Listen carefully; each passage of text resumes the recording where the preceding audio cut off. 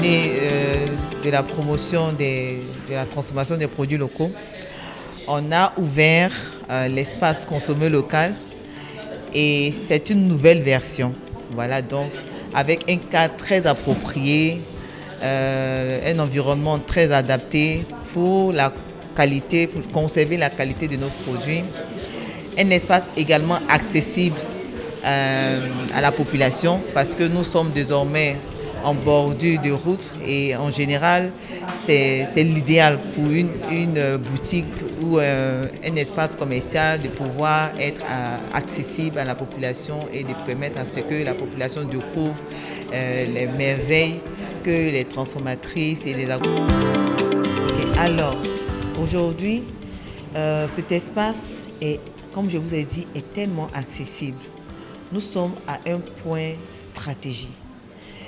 Nous sommes proches de l'aéroport. Nous sommes à la sortie également d'Abidjan. Donc, pour tous ceux qui sont en voyage, tous ceux qui veulent offrir des cadeaux, pour tous les riverains qui sont dans cette zone, qui sont amoureux de tout ce qui est naturel, qui sont très portés sur la santé, nous sommes là ouverts pour vous. Nous sommes disposés pour vous.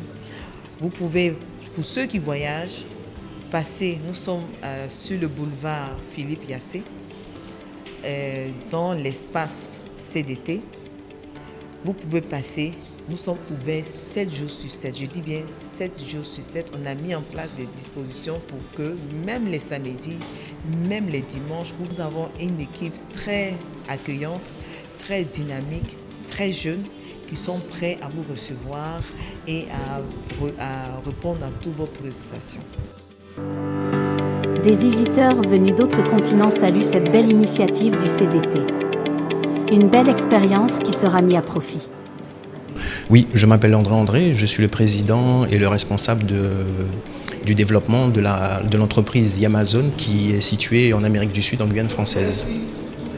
Donc j'ai fait le déplacement en Côte d'Ivoire pour rencontrer des agrotransformateurs et agrotransformatrices sur leurs techniques de fabrication, de manière à ce que je puisse les comparer avec les miennes et pouvoir faire des échanges de technologie. Voilà. J'ai eu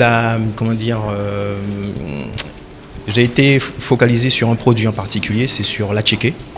Parce qu'il faut savoir qu'en Guyane, on travaille beaucoup la transformation du manioc.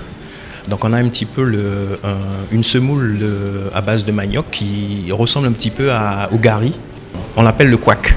Voilà. La finalité, on la torréfie au lieu de faire comme à la vapeur, comme l'attiéké. Voilà.